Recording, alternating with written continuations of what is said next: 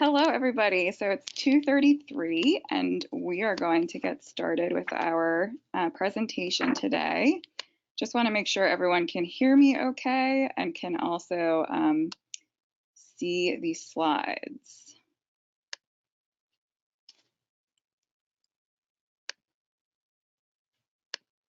Can anyone tell me if they can hear me? Yes, I can hear you. Okay. Yes. Thank you, Shayna. And can you see the screen okay too? Just checking. Yep, it looks great. Yes. Okay, good. So welcome. Thank you so much for joining us on a Friday afternoon. I hope everyone's staying cool today. It's so hot outside. It's sort of miserable. And we know that that is extra unpleasant when you live with pain. But we're really excited today. We're actually at the acupuncture clinic that I go to. And my name is Emily, and I'm Director of Communications for US Pain. So this is very special for me because we're going to be highlighting acupuncture with two really awesome acupuncturists, and we're going to get a live demo, which should be really cool. So we'll do that, and then after, we'll have some questions for Carrie after her presentation and demo, and then the staff will talk about Pain Awareness Month and how you can get involved. We have a lot of great stuff happening for Pain Awareness Month, so it's very exciting, and I hope you stick around for that. We'll also do some questions at the end about Pain Awareness Month. And just as a reminder, you can type questions in at any time on the right control bar, and we will get to as many questions as we can. Obviously, time is fairly limited, and we don't want to keep you on a Friday afternoon for too long, so we'll do our best there. So, without further ado, I'd like to introduce Carrie. Carrie Sawtell is a licensed acupuncturist and is board certified in Oriental Medicine, Acupuncture, and Herbology by the National Commission for the Certification of Acupuncture and Oriental Medicine. She received her BA from Wesleyan University in Middletown, Connecticut, which is actually where US Pain is headquartered. After graduation, she made her way to California, where she studied acupressure, I'm going to pronounce this incorrectly, but Tu Na, Chinese massage, and Shiatsu, Japanese massage, at the Acupressure Institute in Berkeley. She received her Master of Science in Traditional Chinese Medicine from the Academy of Chinese Culture and Health Sciences in Oakland, California. Upon graduation, she moved to Shanghai, China, where she lived for over 3.5 years, continuing her studies. She completed the Advanced Acupuncture Training Program at the Shanghai University of Traditional Chinese Medicine. She also interned at 2 of Shanghai's prestigious Chinese medicine hospitals. She founded Many Rivers Community Acupuncture in Connecticut in 2011, and she also volunteers for POCA, the People's Organization of Community Acupuncture. So just give me one moment. I'm going to switch over to our live camera.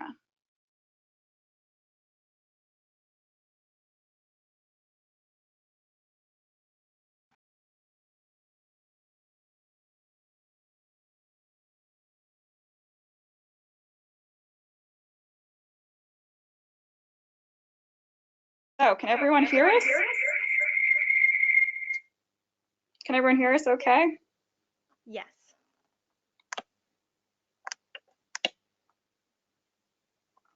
Sorry, check that one more time. Can everyone hear us okay? Yes, we can. Awesome, thank you. So just one second while I close down my screen. And Carrie, thank you so much for being here today. We're really excited to hear about acupuncture. And just so everyone knows, I actually love acupuncture. So I hope you get to learn a little bit about it and maybe someday try it. Great. Thanks, Carrie. Thank you, Emily. I'm really happy to be here, and I wanted to thank the US Pain Foundation also for having us and showing our clinic. So today we're going to talk about acupuncture for chronic pain. And the reason we wanted to talk especially about chronic pain is because that's usually what brings people into our clinic. Usually if people get a bee sting or they trip and injure their ankle, acupuncture isn't the first thing they think about, although it is something they should think about, but it's not usually their first go-to.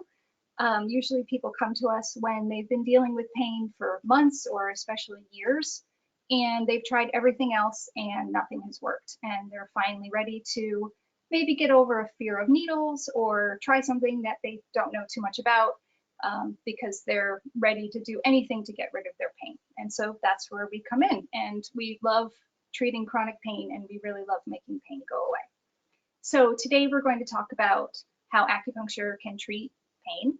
And I'd like to first start off by talking a little bit about pain in the body and what happens when we injure ourselves, and what happens when an acute injury, for example, will turn into chronic pain. So the first thing we need to think about is that our bodies were designed millennia ago, and even though we have access to hospitals and emergency rooms, we did not have that thousands of years ago. So let's say it's a wintry day and you're grocery shopping and you come out of the parking lot and you slip and fall on the ice and you sprain your ankle. Your body immediately goes into emergency mode. But your body was designed millennia ago, and it doesn't know that you can be rushed to the hospital and get anti-inflammatories and get ice put on and an x-ray if necessary. What it thinks is, oh no, something serious has happened. Maybe you were just attacked by a bear. Maybe you just had a serious laceration and you're bleeding out.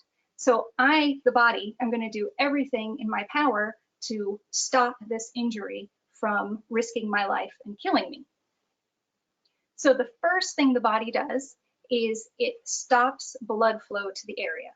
So whether you were just mauled by a bear or you slip on the ice, if you have an acute ankle injury, for example, your body will restrict blood flow to the ankle. Now, this is a wonderful, very proactive strategy because it does two things. When we restrict blood flow, it causes that area to get weak and stiff. Now, stiffness will protect you because you won't move or wiggle that joint. For example, if it's broken, you don't want to wiggle the bone. If it's bleeding out, you don't want to push the blood any more quickly.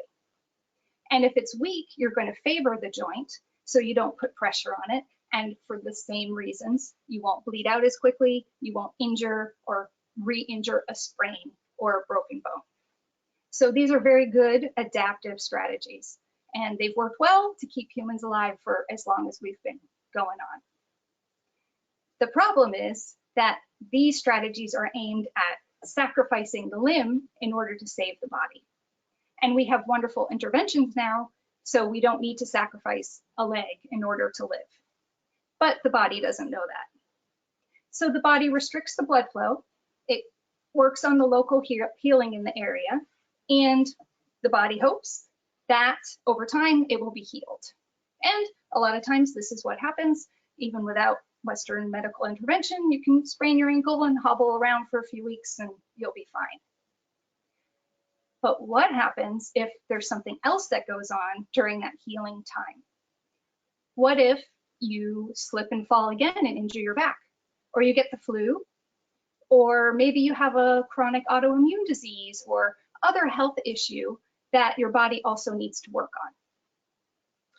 The body has limited resources that it can work with every day. It's not like we have unlimited energy and nutrition. So the brain constantly is getting input from the sensory neurons in the body, and it's deciding where it wants to marshal its resources. So when you slip and injure your ankle, the body is focusing its energy on that. But over time, when other things come up, the body is going to switch what it's focused on, and it's going to shuffle those things more highly in the deck, let's say. It's going to focus on the flu you just got or the acute back injury you just got when you slipped and fell again. It's going to stop putting its focus on the ankle. The problem is those sensory neurons in the ankle, the pain neurons, are still firing. They're saying, hello, I'm still in pain. I'm a little better, but I'm not, things aren't gone. And they're firing and firing and firing and firing and firing and getting inflamed and getting weaker. And the signal strength of these neurons weakens over time. And this is the biggest problem with chronic pain, is that even though you still have the injury, the neurons are too weak to send the signal all the way to the brain. So you perceive pain, you know there's pain there, but the brain is not paying any attention.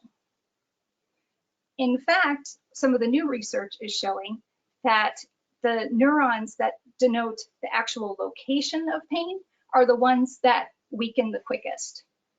And we have seen this a lot in chronic pain. And with people with chronic pain, you might have noticed that it's sometimes hard to pinpoint where the pain is. You can't say, I'm hurt right here. It hurts here every day. You're like, well, I hurt here, but sometimes it's here and it radiates here. And, you know, sometimes it's this shoulder, but I know this is what's injured. So this is the problem with chronic pain, is the brain doesn't even know where the injury is. The signal is so weak, it's just getting a bad signal. So this is where acupuncture comes in. This is why acupuncture is a little bit different from other treatment modalities. Acupuncture can actually boost the signal strength of those neurons. So an acupuncture point isn't just a point on a map. It's actually a three-dimensional node of physiologic activity. It is a powerful area that is highly vascularized, which means it has a lot of blood vessels, and it has a ton of nerve endings. We actually have new technology where we can see our acupuncture points light up on the body. They are physiological active hotspots. And when we put a needle into these hotspots, we will increase that signal strength of those neurons. So all of a sudden, the neurons are getting their energy to the brain, and the brain says, oh, we have a problem. I guess we need to work on the ankle. And this is why acupuncture stimulates the body's own self-healing mechanisms. Because as soon as the brain realizes that there's a problem, it marshals all of its resources. So it starts the whole anti-inflammatory cascade. It releases endorphins, your natural painkillers. It starts the whole immune response, including the white blood cells, and it starts targeting the area to heal the tissues. The nice thing is that as these tissues start to heal, as the nerves start to heal, the body realizes, oh, this is no longer an acute injury. I don't need to guard this area anymore. I can actually send more blood supply to this area. So you no longer feel stiff. You no longer feel weak. And instead, we have a virtuous cycle where each time we give you an acupuncture treatment, the inflammation goes down, the circulation increases. It's a powerful thing. This is why we talk about acupuncture being cumulative. Each treatment builds on itself. It's not a one and done miracle. Of course, you read about those on the internet, and we love when they happen in clinic, but they are few and far between. Acupuncture is a process. It takes time, but that's okay.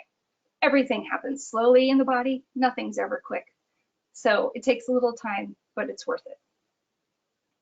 So let's talk a little bit about what to expect if you're interested in starting a course of acupuncture treatment. Let's say you've had chronic pain for months or years, and you go into an acupuncture clinic and you say, okay, I'm here for my first treatment. What next? Here at Many Rivers, we usually recommend twice a week for 6 to 10 treatments.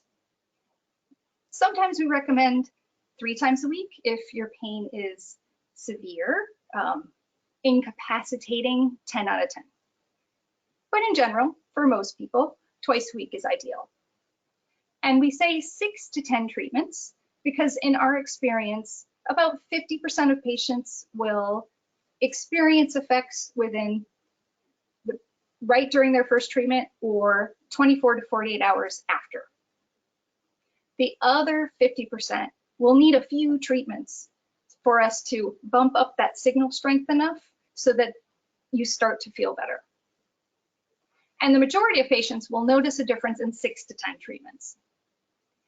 definitely the longer you've had a problem, the more severe the problem. And certainly problems like neuropathy, where there has been some damage to the nerves, will take longer. So it's important to give it a little bit of time. And we like to think about acupuncture in stages. So stage 1 is to bump up the signal strength enough so that you start feeling some effects. Maybe it's just for an hour after the treatment, maybe it's a day or two, but you start to feel a little better. You're a little less stiff, you have a little more range of motion, your pain levels have come down. So that's stage 1. Stage 2 is when you actually have those effects last between treatments and hold. So maybe you come in on a Monday and your pain is an 8 out of 10, and after the treatment it goes down to a 4 out of 10, and then you come in Thursday or Friday and you say, you know what, my pain levels are still about a 4 out of 10, I'm doing pretty good. When we reach that level, then we start spacing your treatments out more and more. And our hope is that we can keep spacing your treatments out until you don't need us anymore. Now, of course, that doesn't happen. Acupuncture, again, is not a miracle cure. There are certainly certain conditions that have maybe some severe structural issues, like severe disc degeneration or giant bone spurs or other issues. And in those cases, what we hope is that at least the acupuncture will be able to keep your pain levels down enough so that you can have a good quality of life, so that you can do what you want to do all your fun daily activities, live your life. Yes, you're still having some pain, but it's not where it was when you came in, when you couldn't even think about anything but managing your pain. Sometimes people come in once a week for maintenance, sometimes once a month, sometimes seasonally, for example, for seasonal allergies or things like that, and sometimes episodically, like my daughter's getting married, I don't want to be able to dance at her wedding. I'm going on a week-long golf trip to Florida and I want to be able to golf and come back and not be in pain. So it really depends on how long you've had the problem, how well your body responds to acupuncture, and even in the same person, different issues can resolve at different rates. So maybe you come in with migraines and neck pain and back pain, and your neck and back pain goes away pretty quickly, and the migraines still take some time to work on. So every issue is different, and every human body is different. We recommend, if you've tried acupuncture for an issue before, and you've only tried it maybe once or twice, 3 times, that it's worth trying again. Because again, we often see in that 6, 7, 8, 9, 10th treatment that we finally get that signal strength bumped up. Or if you tried acupuncture before for one issue, and now you have a new issue, if it didn't work for the first issue, it doesn't mean it won't work for the second. Each thing in your body is different, and sometimes acupuncture will work for one and it won't work for the other. I wish I had a crystal ball to figure out when one works and it won't for another, but I don't. We don't know until we try. So it's important to go through a nice, good course of treatment and see how it works for you. The great part is that acupuncture works wonderfully in combination with Western medicine and other treatment modalities.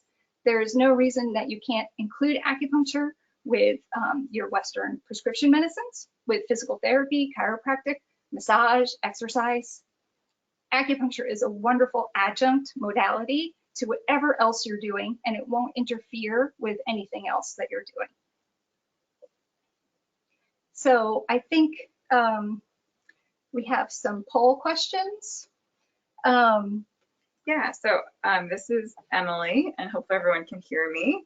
But I'm going to launch our first poll, which is, have you ever tried acupuncture before? So if people want to respond, let us know.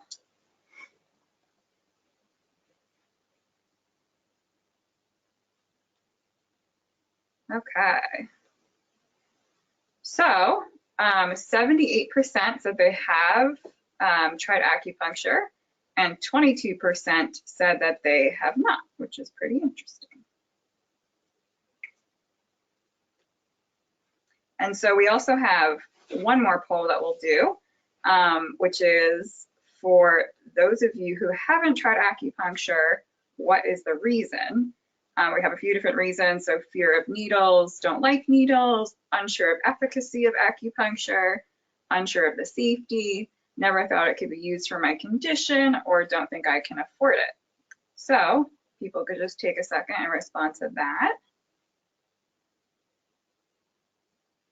I see a lot of don't think I can afford it's happening. Just a few more seconds while I wait. Okay. So we had 14% who said they were unsure of the efficacy, 14% said they didn't think it could be used for their condition, and then affordability is a huge cost because we know that, you know, pain really puts a strain on your finances. So that's definitely really interesting. And Carrie, I don't know if you want to speak to that a little bit, especially with community acupuncture. Absolutely. So Many Rivers is part of the community acupuncture movement, and our goal is to make acupuncture affordable and accessible. And we're actually part of a co-op. We're part of the People's Organization of Community Acupuncture, or co-op, and there are hundreds, at least over 150 clinics in the United States, Canada, and Mexico. And we all offer a sliding scale. And the best part about our sliding scale is that there are no income verification required. You can come in, pay whatever you want on the sliding scale, and we're never going to ask about how much money you make or if you have insurance or anything like that. Most of the clinics in the POCA Cooperative, the sliding scale starts at $20 a treatment. There are a few that it starts at $15. Some have a fixed rate, I believe no more than 25 or 30, but most of them have gone to this parameter of making sure that you can pay whatever you want so that acupuncture is affordable for you. So you can find a list of clinics at pokacoop.com, and all of the clinics on that list will ascribe to the sliding scale fees. And if you're interested in finding a qualified practitioner of acupuncture, there are 3 states in the United States that don't have any acupuncture regulations, which means there's no acupuncture license in that state. But for the rest, the majority require a master's degree in Chinese medicine, along with a national board certification. And the national board certification is run by the NCCAOM, the National Certification Commission for Acupuncture and Oriental Medicine. And you can go onto their website, and they actually have links by state that will link directly to your state's own acupuncture licensing body. So you can look up practitioners there. And if they are an NCCAOM certified practitioner, they will also be listed on that website. So California is the big exception. They have their own board exam. But besides California, most of the other states do use the NCCAOM exam. So that's a great way to make sure you're finding a licensed, qualified, and board certified acupuncturist. And I believe we might have a couple more poll questions before we go into our demonstration about acupuncture. Okay, so we have sort of a little pop quiz for everybody. One thing is sort of something that Carrie just talked about a little bit, but the question is, how much training do acupuncturists need in the United States? And you can select a state and or national certification, a master's degree, or both. So we'll just wait a couple seconds. Okay. All right. You guys are super smart because you answered both, which is correct. Okay. So we have 2 more little quizzes for you before we get into our live demonstration. How big are acupuncture needles? And I think this is a great question because it's really interesting to see what people think. first one is the width of a human hair. Second one is the width of one side of a safety pin. And the third one is the width of a toothpick.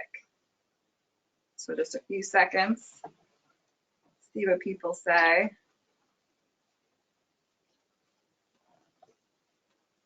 Okay, so you guys, I guess because a lot of you have tried acupuncture, everyone got it right. So everyone said is the width of a human hair, which is correct. So that's just to make the point that acupuncture needles are very, very small. And then one last question that I think everyone's gonna probably get right again, but in the United States, do acupuncturists dispose of their needles each time they are used? And you guys are geniuses, so I think, and it seems like everyone's getting the right answer. Just a few more seconds. Yeah, so everyone said yes, which is completely correct. So this should alleviate any concerns people have about contamination and safety. They are one-time use needles and they are super small. So with that, I think we're gonna jump into our live demonstration. So we're gonna have our fellow acupuncturist, Mary, come over. And so Carrie's just gonna walk us through a little demonstration of how acupuncture works. And obviously the needles are very small, so you might have a little difficulty seeing them on the webcam, but hopefully you'll see a little bit of where she's putting them.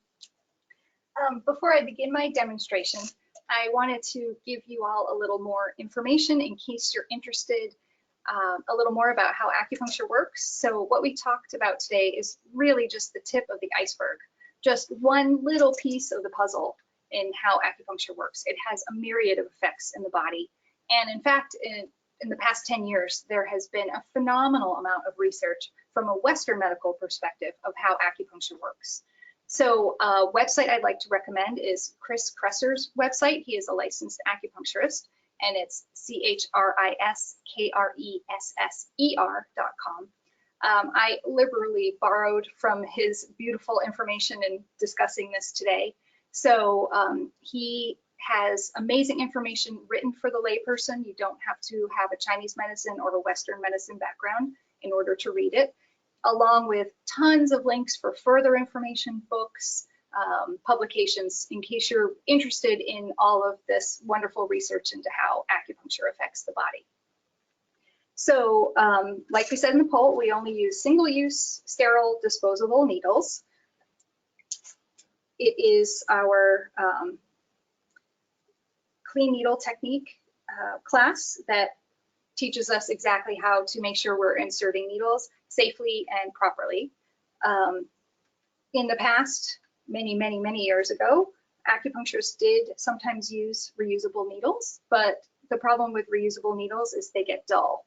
So acupuncture needles are actually sharpened by eye under a microscope, and it's impossible without using a microscope to look at a needle and see if it's dull or not. After we insert a needle the first time, it immediately becomes dull, and then the more we insert it, the more it becomes dull. So in between uses, after the needle has been sterilized, it's getting more and more dull, and you can't tell. So most acupuncturists, even though they're required to use disposable needles, would still not choose to use reusable needles, because not just because of the sterilization issues, but because the needles are dull and it's just not comfortable for the patient. So the needles are, we say painless, although sometimes people will feel a little bit of a pinch akin to a bug bite when they're inserted, but they are so tiny. And if, for example, your muscle is a little tight and the needle doesn't feel good, or you move and the needle gets uncomfortable, your acupuncturist can simply adjust the needle or take it out. So it's not that you're stuck with needles in you.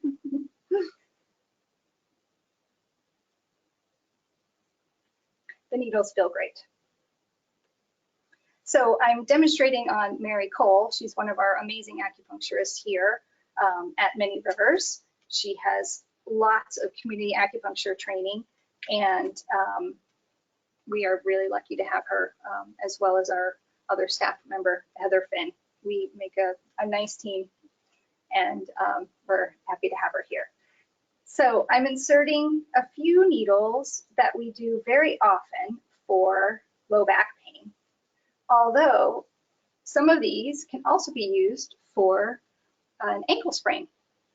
So if, in my example of falling on the ice, you injured the outside of your ankle, this point here is good for the outside of the ankle. There are other points we could use to target the inside of the ankle or the back of the ankle. But in the balance method acupuncture that we use, we never put needles directly into the site of pain.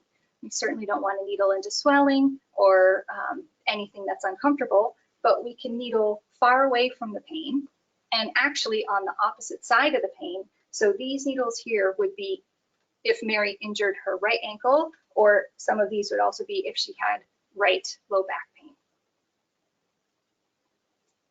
So we let the needles rest for 45 minutes to an hour. After that, we remove them. But the beauty of acupuncture is even after the needles are removed, they are still making physiological changes in the body for the next 24 to 48 hours. So not only does acupuncture have a cumulative effect from treatment to treatment, there is a long window of active physiological changes that are going on. I have a question. So because the web camera is not the highest quality, and normally you would never get up from your chair during acupuncture, but Mary, I'm wondering if you could kind of show your hand to the camera a little bit. This way, right? Yeah, just so people can kind of see. Yeah, you can see like super small, hopefully no one's squeamish.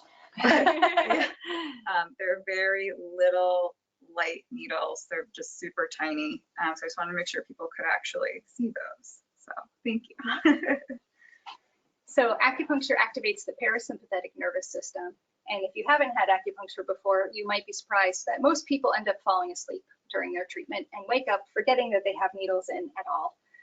For those that don't end up falling asleep, they go to a place that we call AcuLand. It is a very relaxed state where you might be drifting in and out of consciousness or just feeling happy and warm and cozy.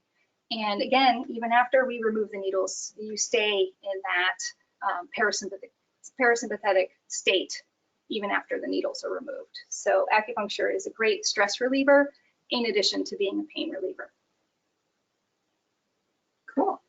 Okay, so with that, I guess you can take the needles out and then I'm going to come on screen and we will answer some questions. Great.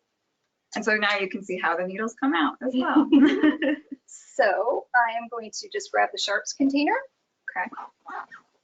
Safety is of utmost importance.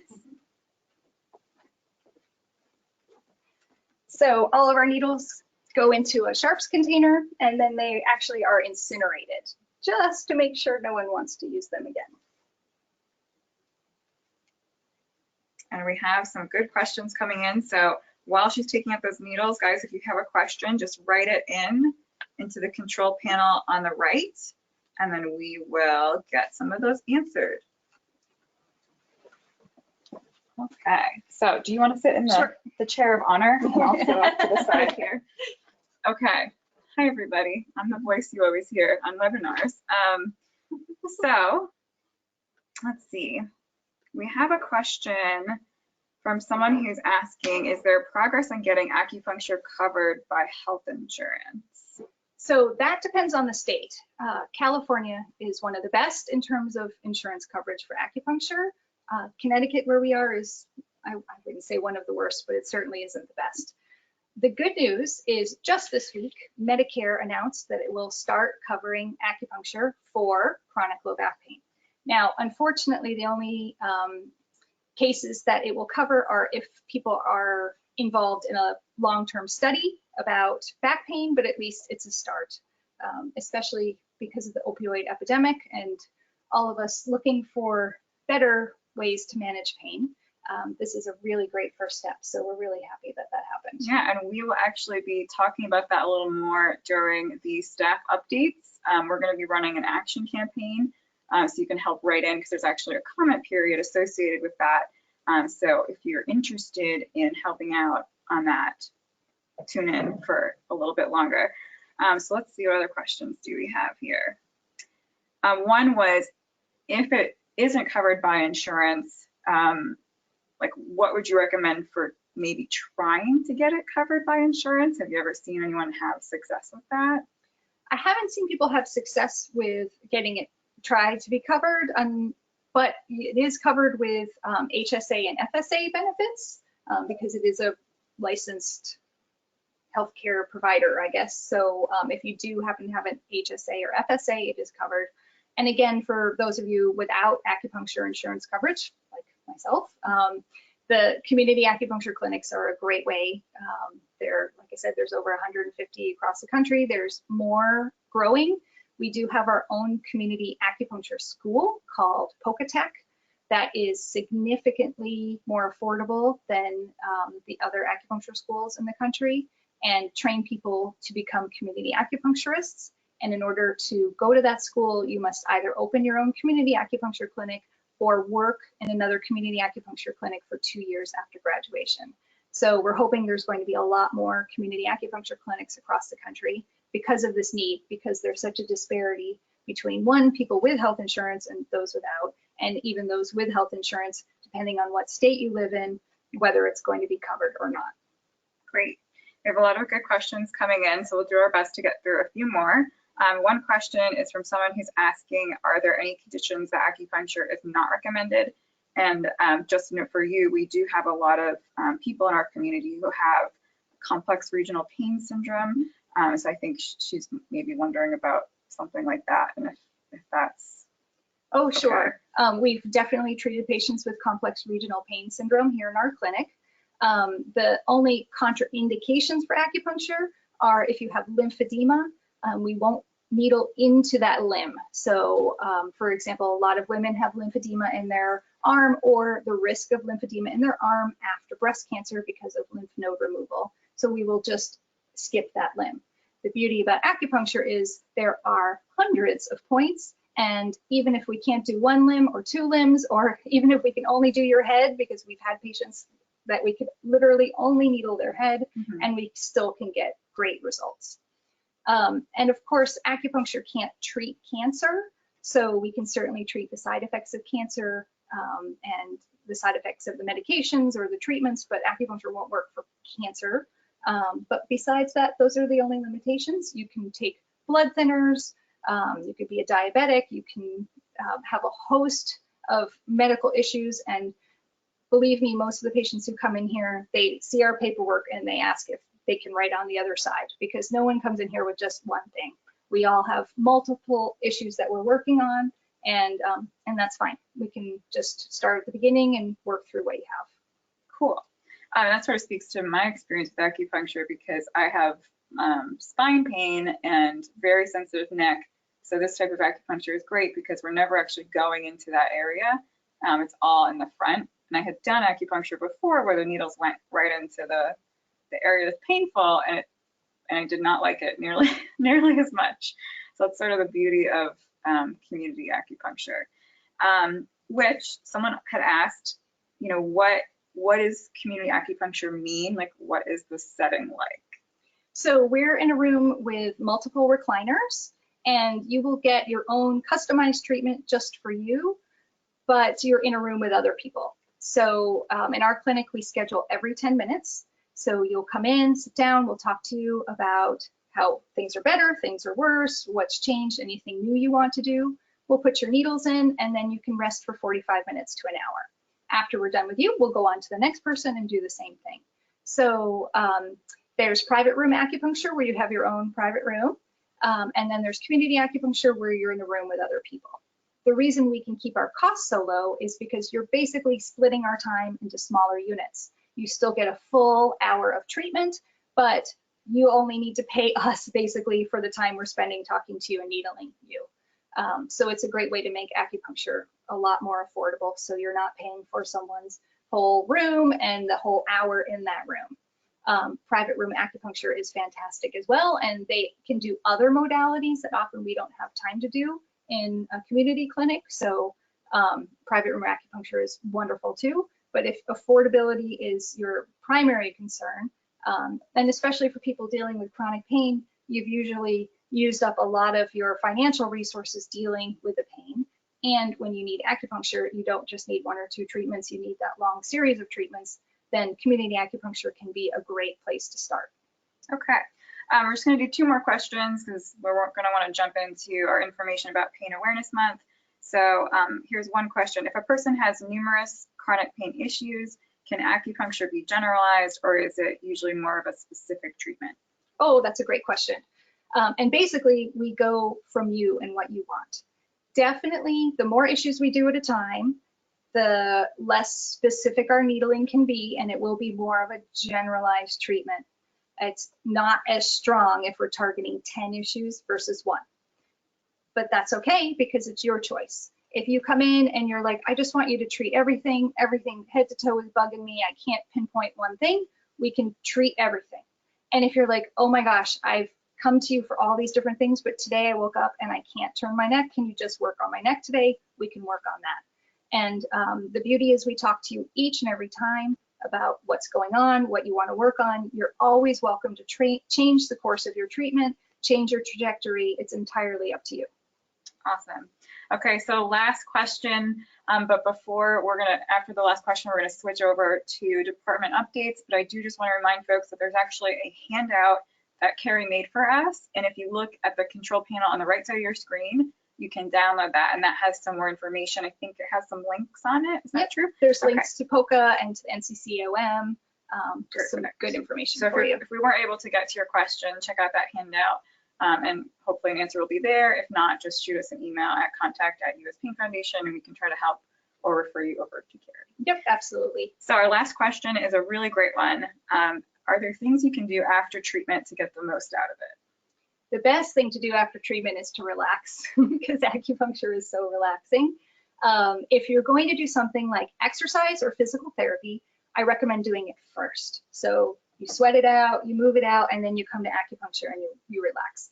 That being said, there's nothing against going for a nice walk or doing a little gentle yoga, but if you can refrain from doing anything really physical or really stressful for an hour or 2 after the treatment, that's ideal. Not necessary. We have a lot of people who come to us on their lunch breaks and they do a quick, even just a half-hour session, and they go back to work and they still see good results. But in an ideal world, if you could take a little bit of time for yourself after and do something relaxing, that would be great. Awesome. So I had acupuncture before this, so I should go home and relax, is what she's telling me. Exactly. I think you did Cool. your work for the day. Okay, so thank you so much, Carrie. We really appreciate it.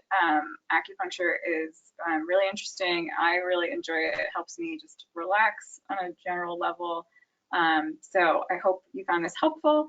But again, we're not done yet. We're just closing the acupuncture part of things. We're going to be talking about Pain Awareness Month and some ways to get involved. But just give us 1 minute as we switch over to that PowerPoint, and we will be with you in a second. So thank you again. Thank you so much, Emily. You're welcome. Thanks for having us or being with us.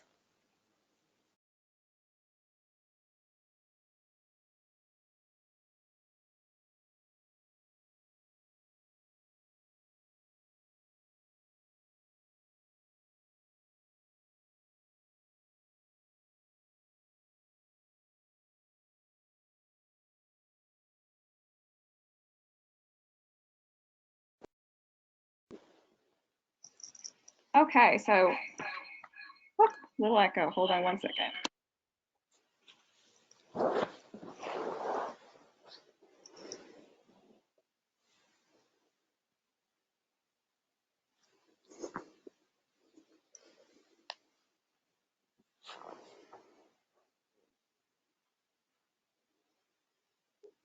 Okay, can you guys hear me okay? Yes, we can. Any staff members there who can talk, speak up? Yes. Okay, cool. Just making sure. And there's no echo or anything. We had a couple different devices on today, so I just want to make sure there's not like an extra background sound. Everything I sounds do fine not on hear my an end. echo. Okay. Very good. 1 second while we switch to our big screen.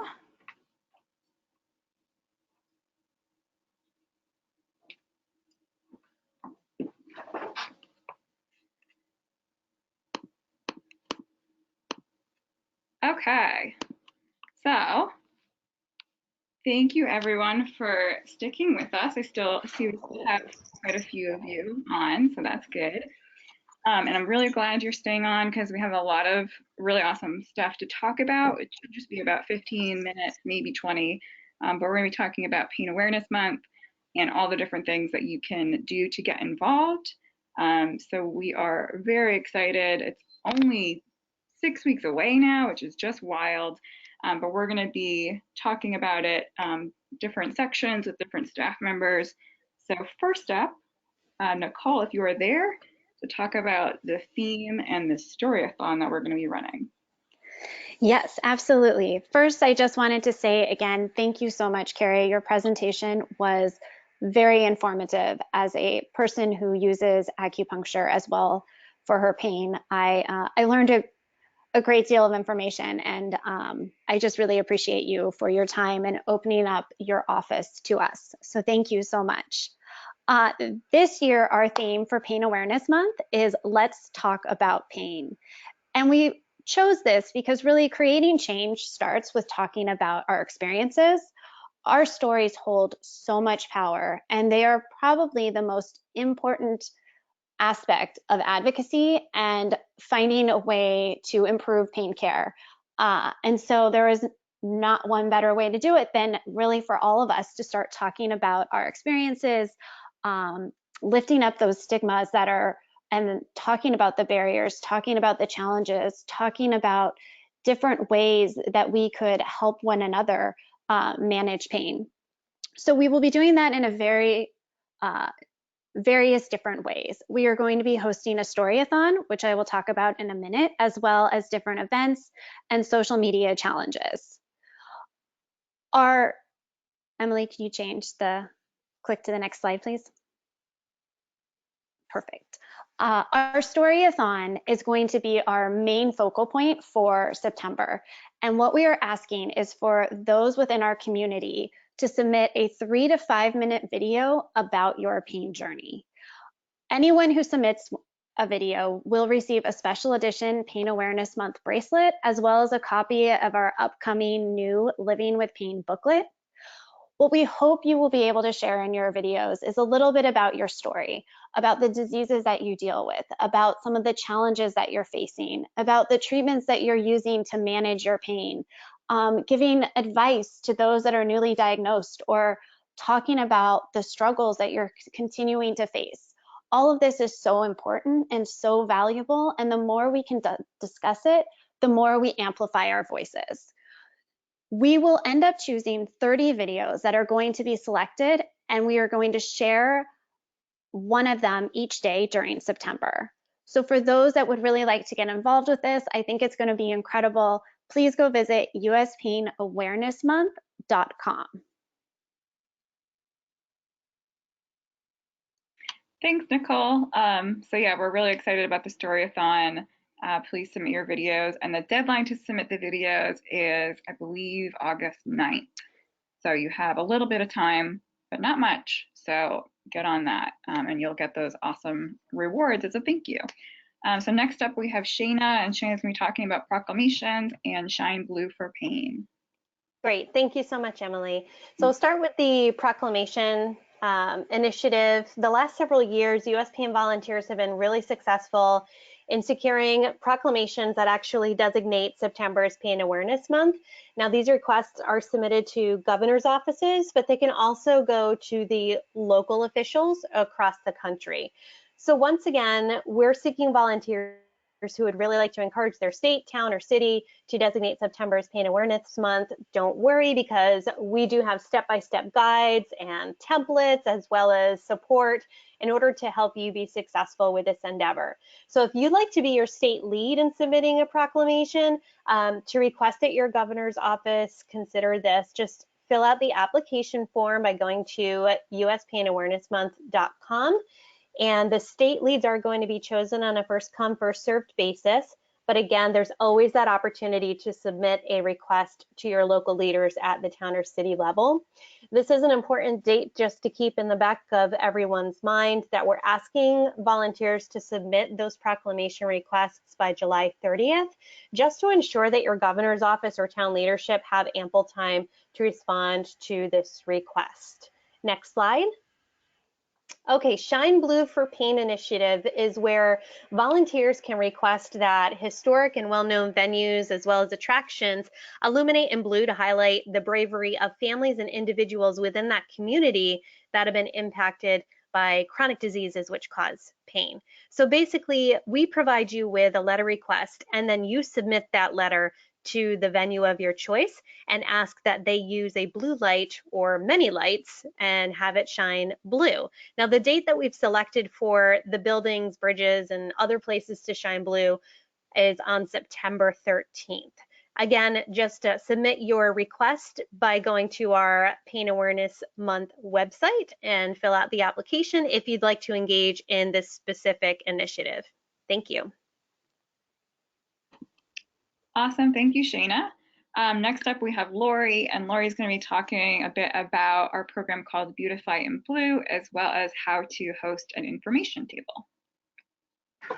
Thanks, Emily. Okay, our Beautify in Blue program is one way to get involved during our Pain Awareness Month in September. Our Beautify in Blue campaign highlights the bravery of pain warriors. This visual campaign not only raises awareness concerning the varying types of invisible pain, but also empowers fellow pain survivors, validating they are not alone. We have ribbons and flyers to be displayed in your local community. You can submit your request via the form at uspainawarenessmonth.com, and instructions and handouts will be provided in these kits for you.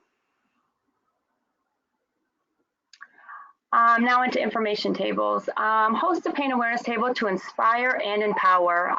We have a few simple steps. You can contact me, Lori at uspainfoundation.org, and you need to obtain approval at your local venue, whether it be a hospital lobby, library, town hall, even a local supermarket outside or a Walmart. Then once you have your date set and your time, please allow resources to be shipped within 1.5 to 2 weeks. Notice is preferred because it's a very busy month for us. Thanks.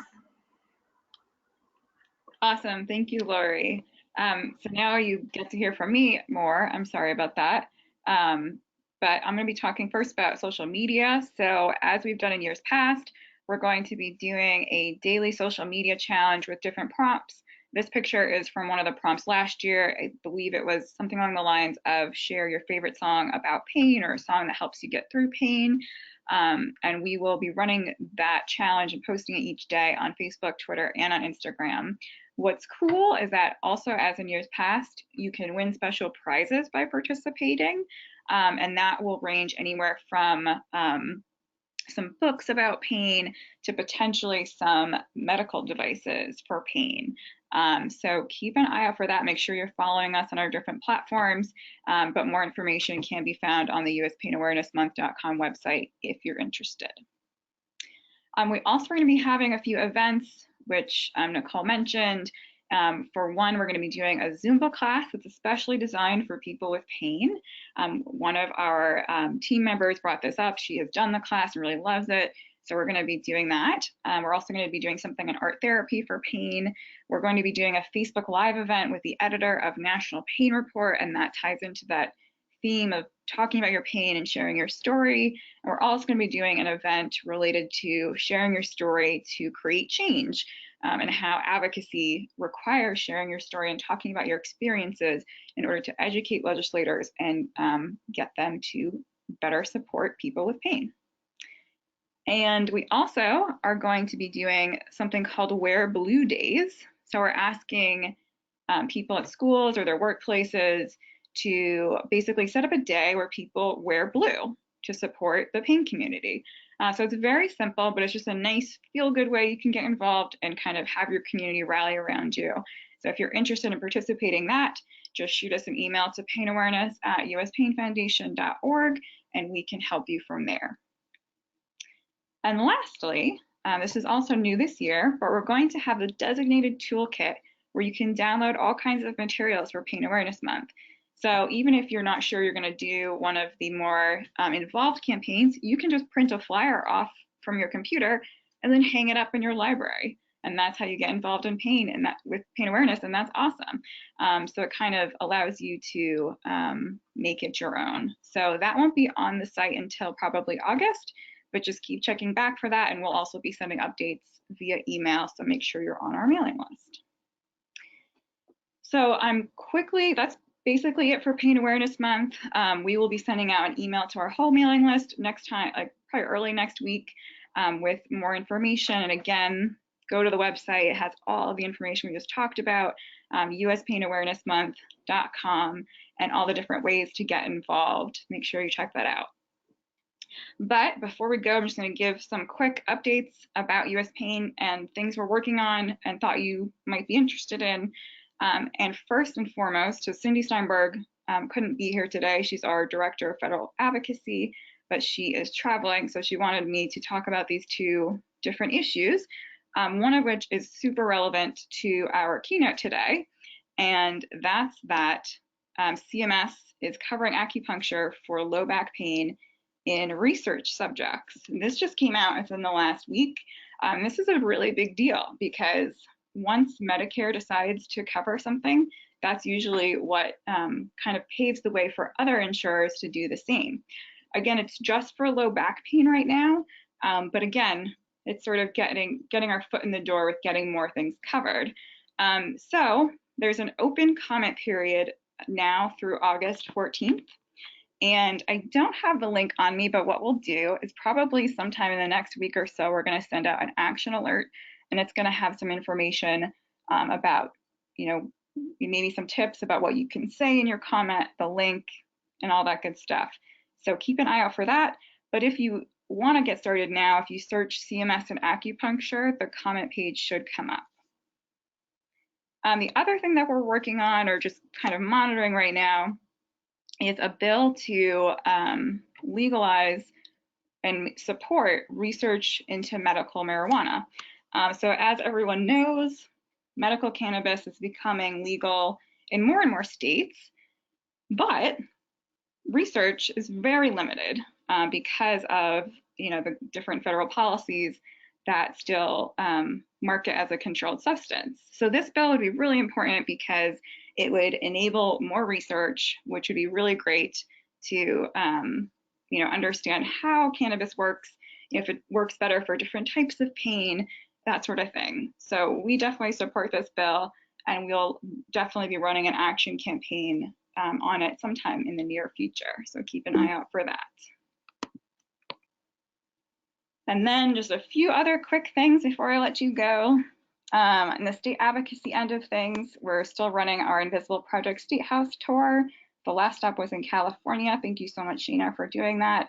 We're also really proud of Ellen Lennox-Smith, who had an op-ed published in the Hartford Courant this week, advocating for chronic pain to be one of the qualifying conditions for medical cannabis in our state. So that was really exciting, and we hope that they change their minds. Also for Pain Connection, we have our next support group training in New Jersey. If you're interested in learning more about that, you can visit painconnection.org. I believe we may have filled up our spaces already as far as the training goes, but you can definitely check in on that by reaching out to Gwen at Pain Connection.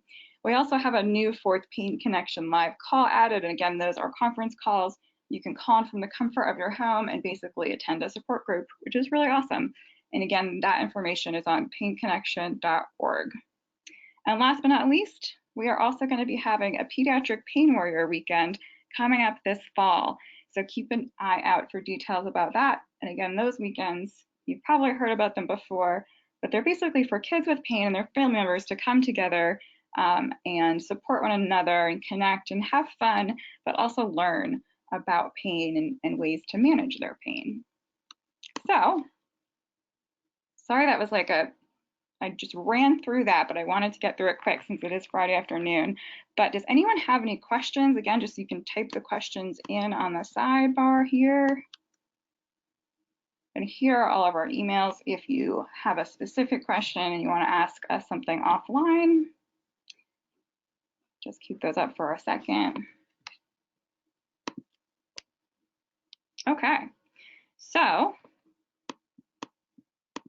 oh, no questions, just got some thanks for thanks for the webinar. So you're absolutely welcome. Thank you guys for attending.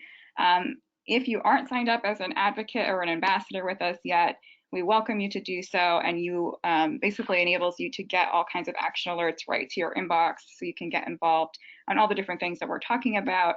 To do that, it's just uspainfoundation.org/get-involved.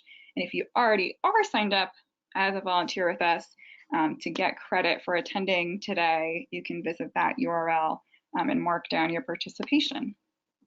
So with that, that concludes our webinar for July. Our next webinar will be during Pain Awareness Month.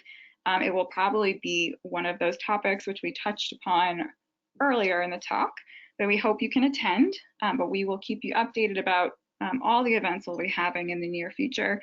And as a reminder, the reason these are called Pep Talks is because it stands for Pain Education Portal, which means that all of our webinars are recorded and posted online, so you can watch them at your convenience. If you're having a bad pain day and just want to lay down but feel productive still, it's a great way to do that. So thank you guys, appreciate it. Hope you have a wonderful weekend, and we will talk to you soon.